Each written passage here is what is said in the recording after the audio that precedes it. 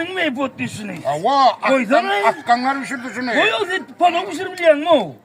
Ne ettin ayman, hava pişiriyor o. Men pişirdiydim dedim mi? Şuna ne açıkla yağ koydun? Yağ mı?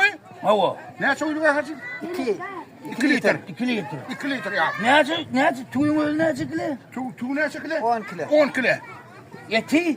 Eti, Etem 10 kilo. etim 10 kilo. Ha? Kaşır ne açık? Kaşı neyse? 6. 6. Senin cigin dahilin yok mu? O ne gün dahil Aa, mi? soran da adım hacıdan sonra durdun adın. Öyle bilyen da adım yok mu? Hey cicim, şu tadı men olmasın mı? Hazin pişirilen ok şunu. Men pişirdim şunu. Yesatızım men o. Ne emettin o hiç tadına bilen o. Ne emettin zaten o. Ot kim talleşim o? Ot men talyan ne mi? Men söyleyen şunu. Ne? İşte para O kumandası yok diye. o ot olmasa ne? Palo Ay uçsun o. şey değilse neyse Var yumurta mıydı? sakı onu palav ne? Yumurta sak bile mak, görüp palo pişiriyen. Goraya. Göraya. Koy. Hazin koy.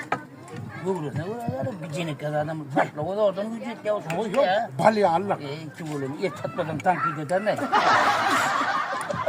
Ay ne var ay.